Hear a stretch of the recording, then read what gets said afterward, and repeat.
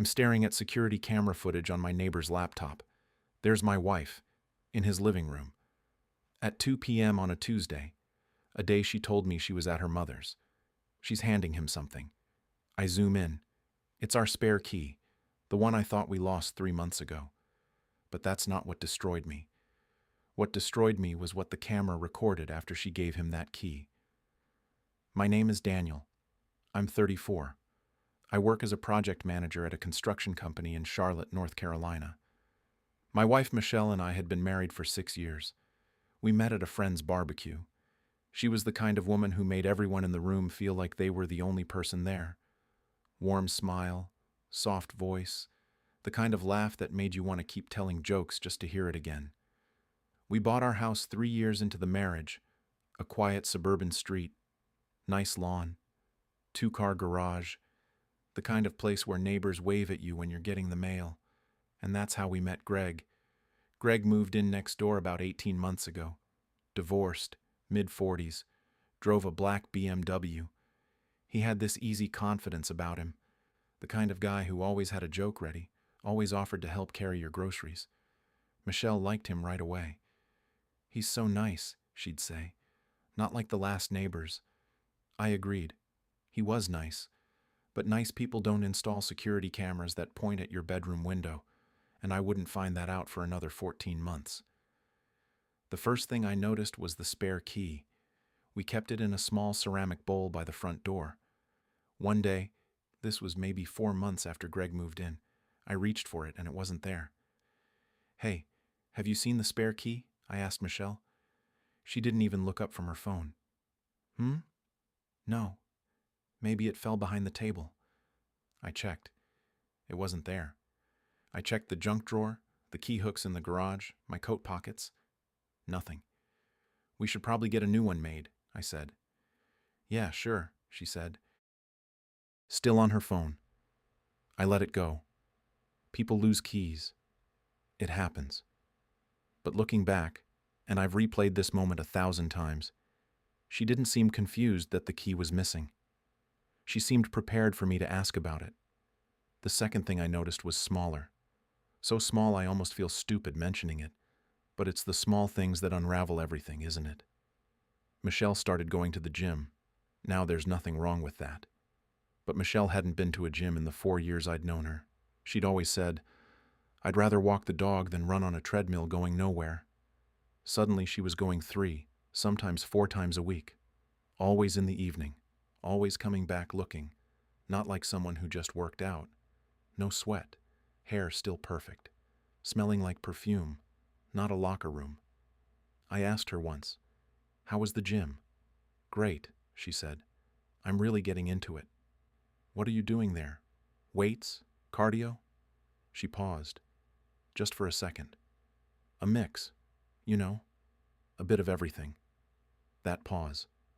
If I could go back in time, I'd grab myself by the shoulders and say, "Pay attention to that pause.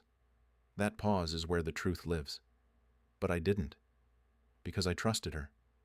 Because that's what marriage is supposed to be, right? Trust. Then one Thursday night, she came home from the gym with grass stains on her knees.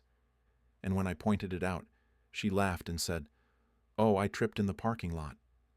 I believed her. God help me, I believed her. It was a Saturday morning. Michelle was in the shower. Her phone buzzed on the kitchen counter. I wasn't snooping. I want to make that clear. I was making coffee, and the phone was right there, face up. The notification said, "Greg. Tuesday works. Same time.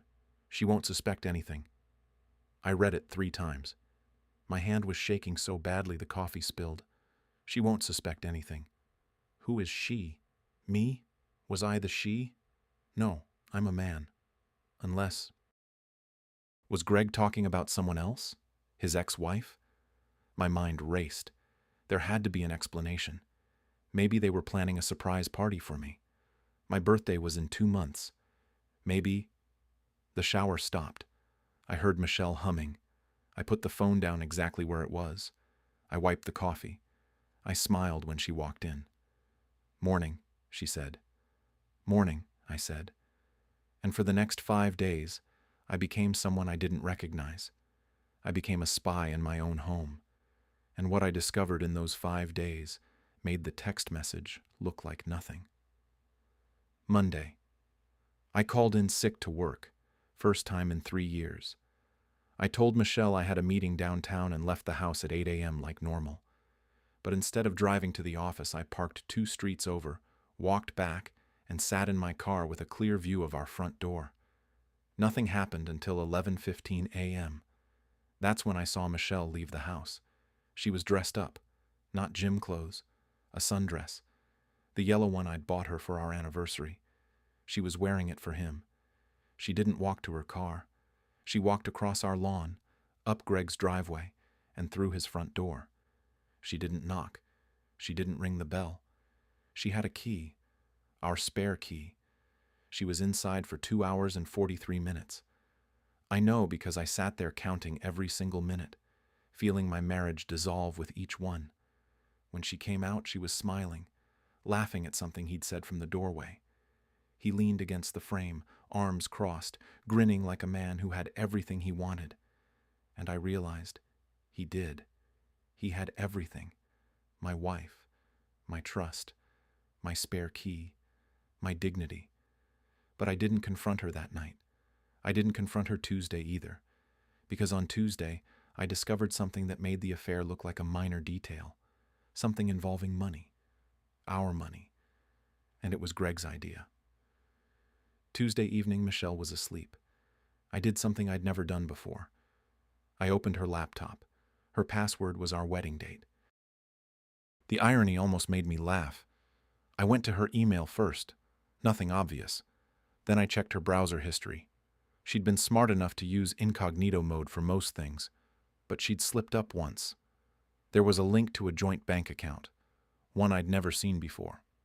I clicked it.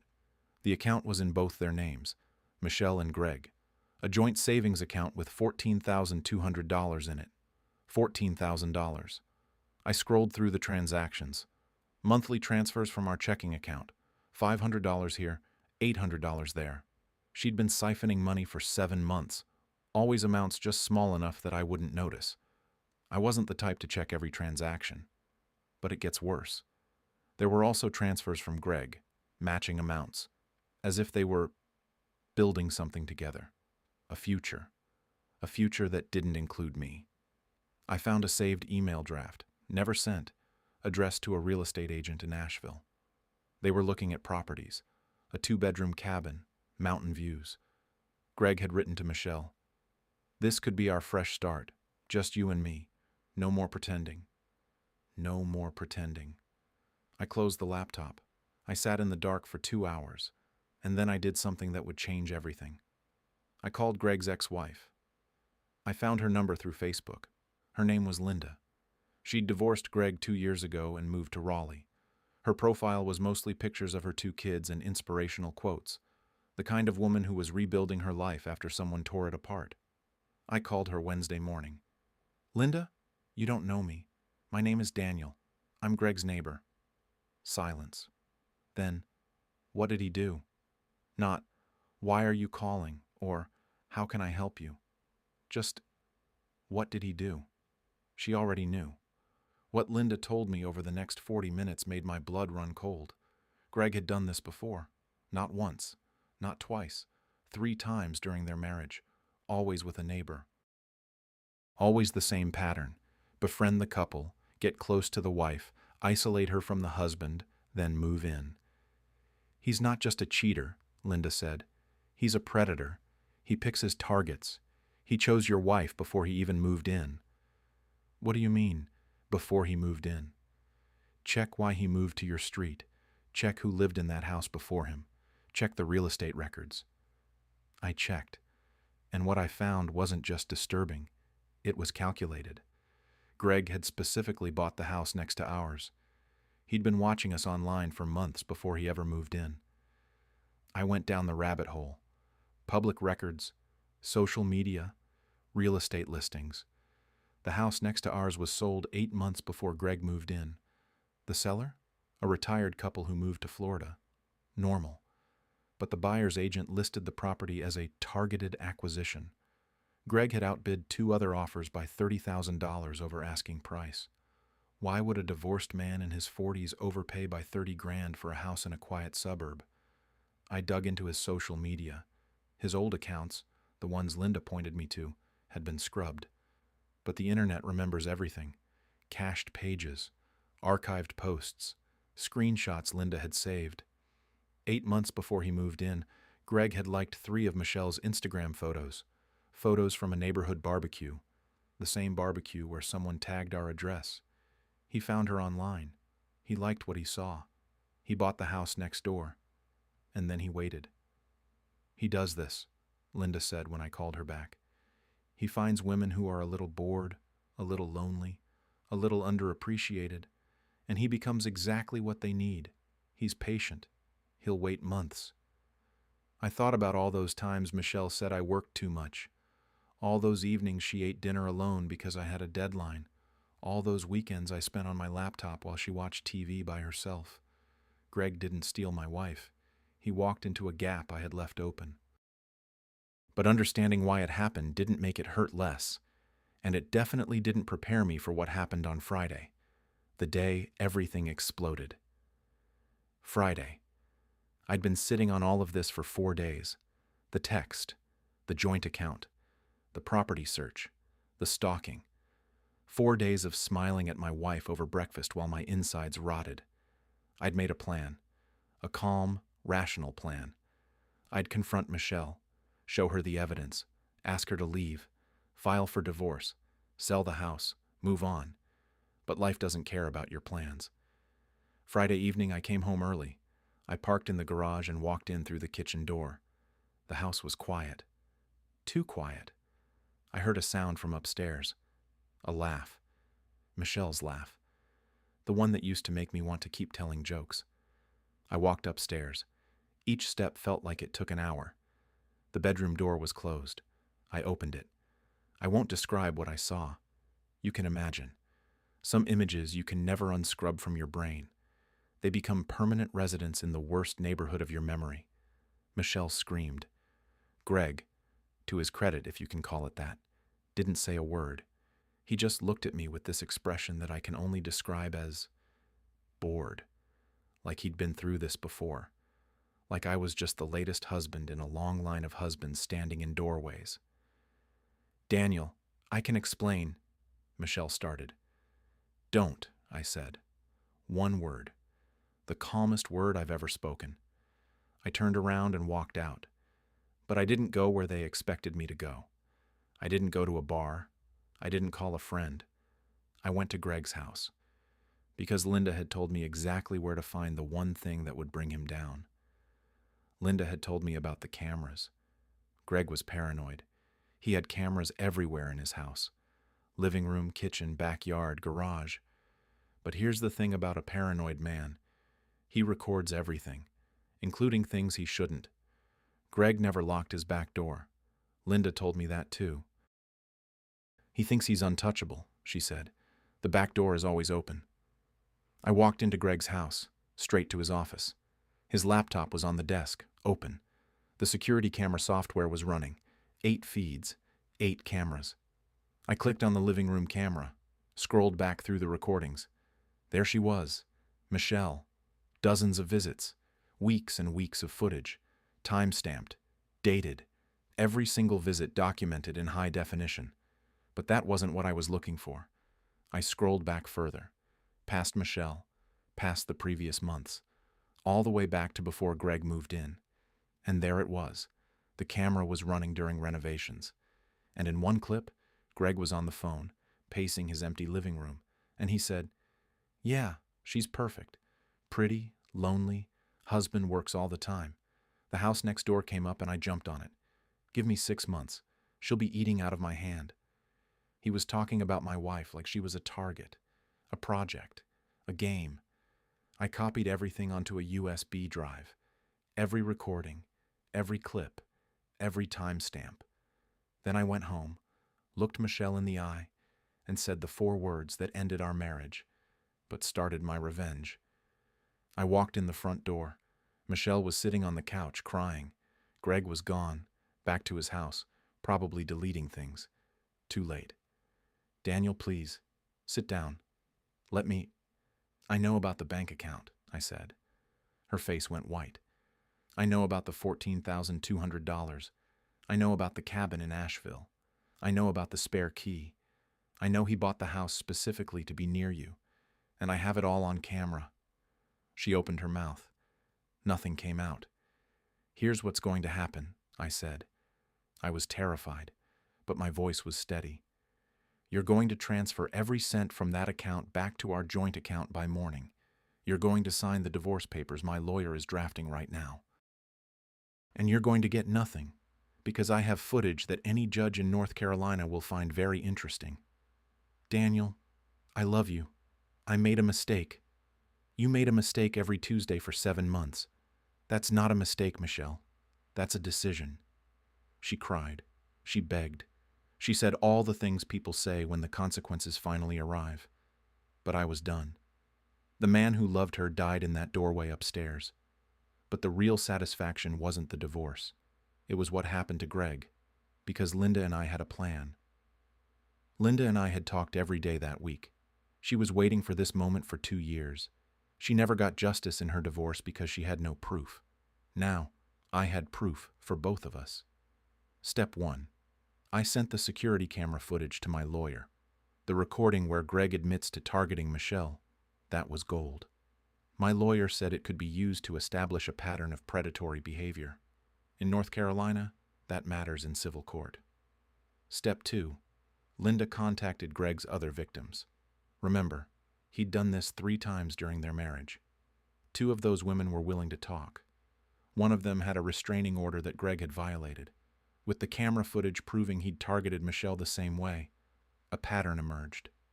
Step 3. We reported Greg to the police. The cameras in his house weren't just recording his living room. Remember when I said one camera was pointed at my bedroom window?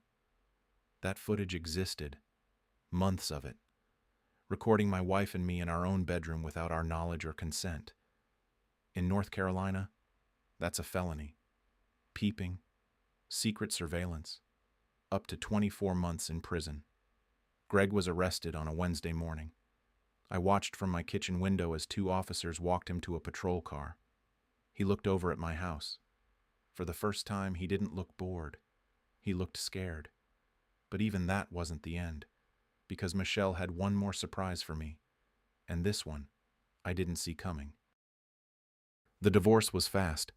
Michelle didn't fight it. She couldn't. The evidence was overwhelming. She got nothing from the house, nothing from retirement, and had to repay the $14,200. 3 weeks after the papers were signed, she called me. Daniel, I need to tell you something. I almost didn't answer, but something in her voice.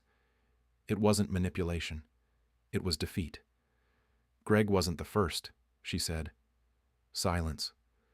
Before Greg, there was someone at my office. It lasted 2 months. I ended it because I felt guilty. And then Greg moved in, and he was so attentive. And you were always working. And I told myself it was different this time. Why are you telling me this? Because I'm in therapy now. And my therapist said I need to be honest, with myself and with you. I'm not telling you this for forgiveness. I know that's gone. I'm telling you because you deserve the full truth. I hung up. I sat in my empty house. She'd moved out 2 weeks earlier, and I felt something I hadn't expected. Relief. Not because of what she said, but because for the first time in months, I wasn't carrying the weight of suspicion anymore. The truth, as ugly as it was, set me free. It's been 5 months now. Greg took a plea deal, 12 months probation, mandatory counseling, and a spot on a registry that will follow him for the rest of his life. He sold the house, at a loss, and moved out of state. Linda told me she finally feels like she can breathe. Michelle lives in a small apartment across town. We don't talk. I hear she's still in therapy. I hope it helps her. I genuinely do. Not for her sake, for the sake of whoever she meets next. As for me, I changed the locks, all of them, and I threw away that ceramic bowl by the front door. I've learned 3 things from this. First, Trust your instincts. That pause when I asked about the gym, the missing key, the grass stains. My gut was screaming and I told it to shut up because I was afraid of what it was saying. Second, the person who cheats isn't always the villain, and the person who gets cheated on isn't always innocent. I left gaps in my marriage. I worked too much. I was present in the house but absent in the relationship. That doesn't excuse what she did, but it explains the door she walked through. Third, and this is the one that keeps me up at night, nice neighbors aren't always nice. Some people move in next door with a plan, and by the time you realize it, they already have your spare key. If you're watching this and something feels off in your relationship, don't ignore it. That feeling exists for a reason. Thank you for listening to my story. If it helped you, leave a comment below. And if you have a story of your own, I want to hear it.